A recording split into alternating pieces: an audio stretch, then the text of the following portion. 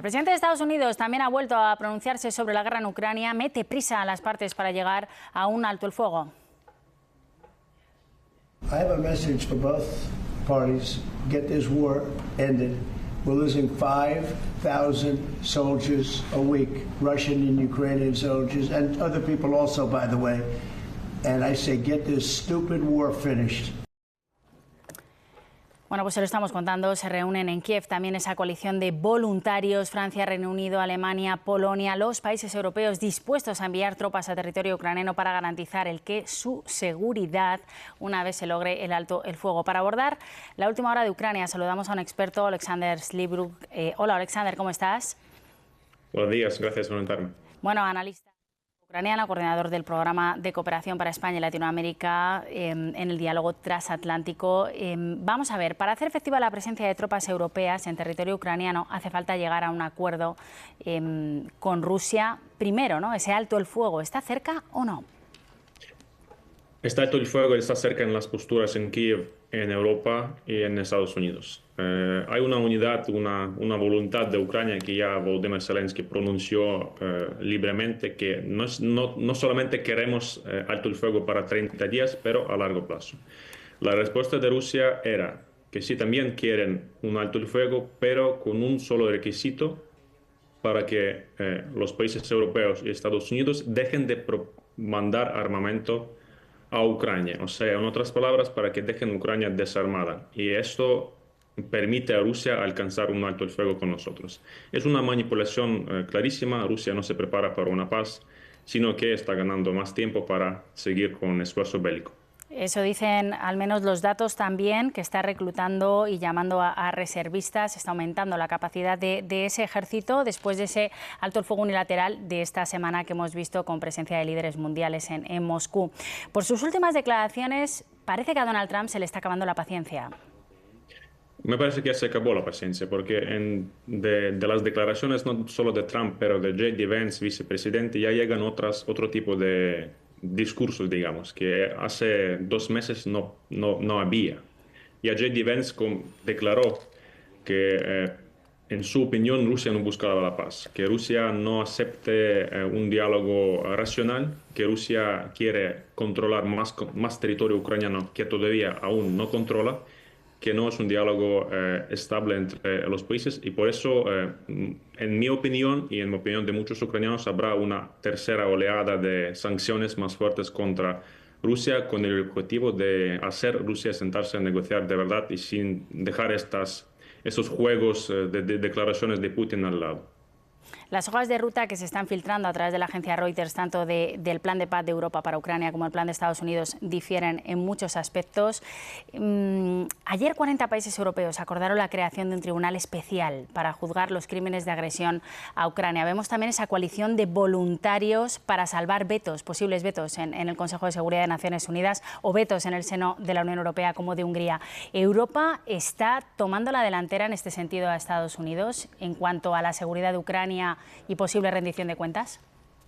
Algunos países europeos, yo diría, no Europa toda, porque hoy tenemos en Kiev los líderes de esta coalición, y Giorgia Meloni se conectará a través de vía telefónica. No todos en Europa están listos y dispuestos a tomar decisiones serias y adecuadas. Los líderes sí, como Alemania, Francia, Italia, Reino Unido, no están en la Unión Europea, pero también es un protagonista. Pero nos va a costar muchísimo esfuerzo para unir a Europa, porque Europa, tercer año de guerra, todavía no está unida. Las declaraciones que escuchamos a veces no son ni siquiera conectadas con la realidad, pero hablar de neutralidad cuando tú tienes una amenaza directa de Rusia contra la seguridad de Europa es poco razonable. Alexander, hablábamos de esos distintos planes de paz que se están filtrando de Europa y de Estados Unidos. En Europa no quieren hablar de cesión de territorios, de momento.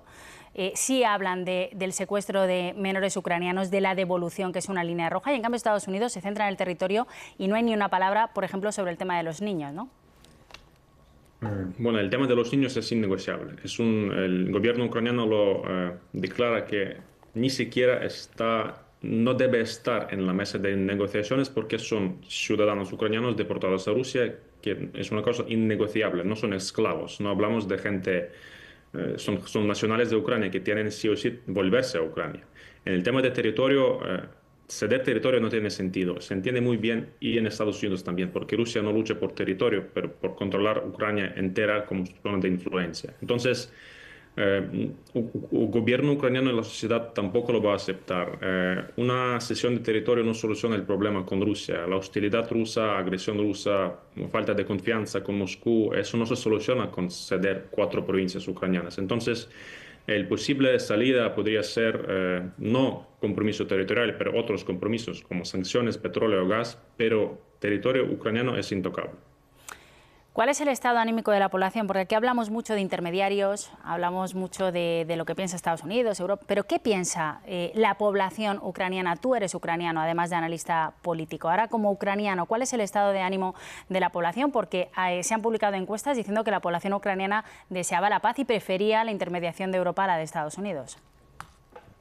Los ucranianos estamos bastante frustrados con la postura, no solamente de Estados Unidos, pero también de algunos líderes europeos. Nos esperamos mucha más unidad, mucha más firmeza, porque, yo repito, tercer año de guerra, Ucrania pone todo su esfuerzo de la gente en el campo de batalla. No queremos rendirse y la opinión pública no busca una paz a través de capitulación o rendición o terminarlo lo más pronto posible. No es así. La gente ucraniana sigue siendo firme con su postura de resistencia armada. Entonces, cuando escuchamos algunas declaraciones de líderes extranjeros que se permiten hablar de nuestro territorio y se permiten opinar que Ucrania tiene que ceder algo de su territorio soberano, nos da, no rabia, pero frustración enorme. Entonces, tienen que entender en Europa que la sociedad ucraniana no cambia su postura. Eso sigue siendo sin cambios a partir del inicio de esta guerra. Nosotros seguiremos con misma postura. Una última pregunta, mirando al futuro, pregunta difícil, futuro a largo plazo. ¿Veremos a Putin o a María Lvova-Belova, la comisionada de Derechos de la Infancia en Rusia, sentados en el banquillo? Hay una orden de la Corte Penal Internacional contra ellos por crímenes de guerra. Yo creo que sí. Eso no va a ocurrir mañana. Los crímenes de guerra en Ucrania muchas veces lo llaman crímenes contra la humanidad no tienen término, no expiran. Por eso tardará mucho tiempo. Por lo menos Vladimir Putin no podrá salir de su país, viajar a algún país que forma parte del Corte Internacional de Justicia. Entonces eso ya va a ser una presión enorme. Y no solamente contra ellos dos. Hay muchos más criminales de guerra en Rusia y va a tardar más tiempo para reconocerles como criminales de guerra. Tenemos que estar firmes, que no va a ser pronto. Eso es un trabajo a largo plazo. Tenemos ya experiencia de guerra de Yugoslavia, de Ruanda.